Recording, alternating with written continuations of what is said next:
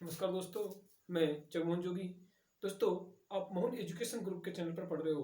दोस्तों, आप वीडियो देखने से पहले वीडियो को लाइक, शेयर और सब्सक्राइब कर दिया करो।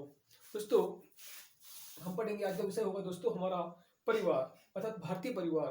दोस्तों, माता पिता व उनके बच्चों के बीच पाए जाने वाले सामाजिक संबंधों को क्या कहा जाता है?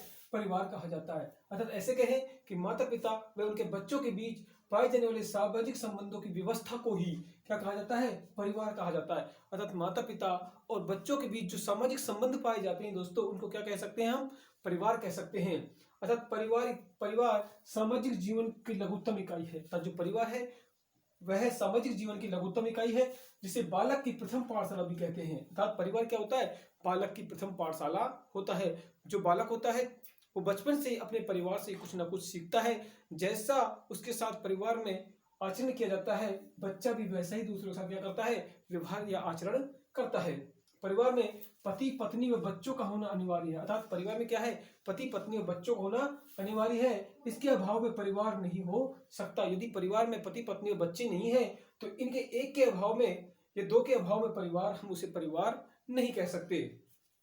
परिवार मेगर पेज कहते हैं, परिभाषा देखते हैं तो मेगर पेज की परिभाषा में क्या कहते हैं कि परिवार एक समूह है। परिवार एक क्या है? समूह है जो यौन संबंधों पर आधारित होता है। अर्थात परिवार एक समूह है जो एक दूसरे संबंधों से क्या होते हैं? जुड़े रहते हैं, अर्थात यौन संबंधों पर आधारित होता है।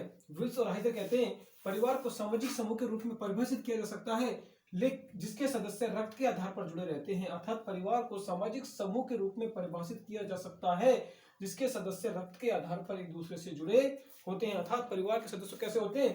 रक्त संबंध पाया जाता है, अर्थात रक्त के आधार पर एक दूसरे से जुड़े रहते हैं।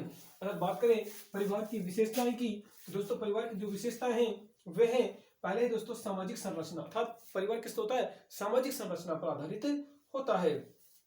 दूसरा दोस्तों भावात्मक आधार, अर्थात परिवार के सदस्य एक दूसरे की भावना क्या करते हैं? आदर करते हैं, अर्थात भावात्मक संबंध भी पाए जाते हैं। परिवार कैसा होता है दोस्तों? स्थायी और अस्थायी होता है। दोस्तों तीसरा सीमित आकार, परिवार कैसा होता है?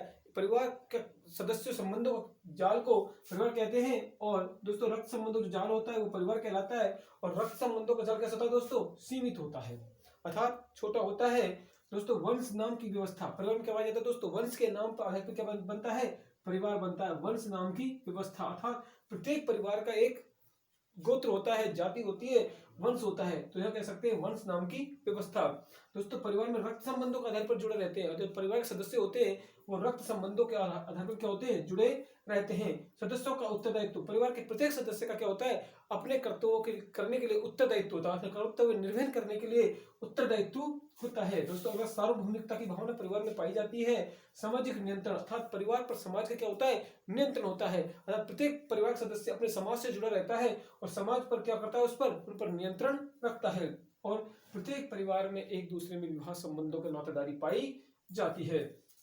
अब बात करें दोस्तों परिवार के प्रकारों की। दोस्तों परिवारों के प्रकारों में हम देखते हैं तो जो प्रकार होंगे दोस्तों वो हो गए एकल परिवार और संयुक्त परिवार। एकल परिवार क्या होता है दोस्तों? सबसे छोटा रूप है परिवार का, जिसमें माता पिता और उसके बच्चे ही रहते हैं। अर्थात माता और पिता और उनके बच्चे, उन्हें कहते हैं दोस्तों एकल परिवार। और एकल परिवार को हम अधिकतर काम देखने को मिलती है दोस्तों, ये परिवार हमें शहरों में अधिक देखने को मिलते हैं।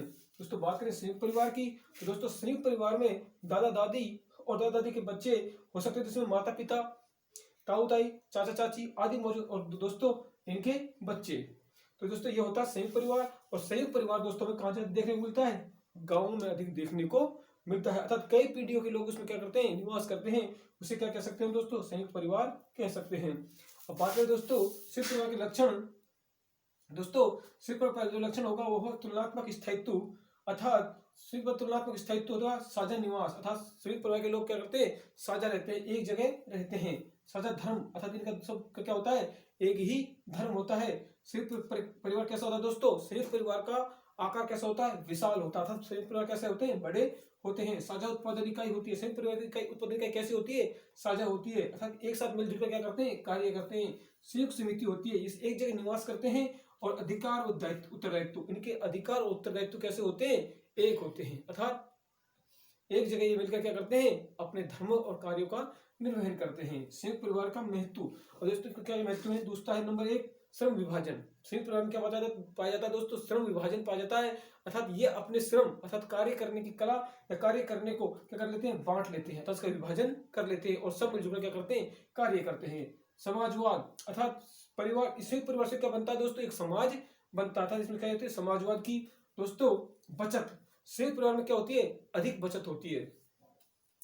विश्राम के अवसर, संयुक्त परिवार में क्या मिलते हैं दोस्तों? प्रत्येक व्यक्ति को विश्राम करने के अवसर प्राप्त हो जाते हैं, क्योंकि अधिक व्यक्ति होंगे तो अधिक कार्य होगा, तो उन व्यक्तियों में एक ना एक व्यक्ति क्या कर लेता है? विश्राम कर लेता था। तो विश्राम में क्या मिलते हैं? यहाँ पर अवसर मिलते हैं। सामाजिक बीमा, इसमें दोस्तों सामाजिक बीमा का अर्थ होगा कि संयुक्त परिवार में प्रत्येक व्यक्ति क्या करता है? अपने समाज में अपना स्थायित्व बना रखता है, भूखंडन को रोकता है। अर्थात दोस्तों संयुक्त परिवार होता है वो क्या करता है? भूखंडन को रोकता है। अर्थात हमें निवास करने के लिए कम भूमि की आवश्यकता होती है, तो ये क्या होता है? अधिक, यदि दोस्तों इसका छोटे परिवार करेंगे, एकल परिवार करेंगे, तो दोस्तों भूखंडन क्या होगा? अधिक होगा। तो संयुक्त परिवार क्या करता है दोस्तों? भूखंडन को रोकता है। तो दोस्तों अगला है आर्थिक उन्नति। संयुक्त परिवार से क्या होती है दोस्तों? व्यक्तियों की आर्थिक उन्नति होती है। तो दोस्तों ये था परिवार। दोस्तों आपको वीडियो अच्छा लगा हो तो लाइक करें, शेयर करें, सब्सक्राइब करें। धन्यवाद।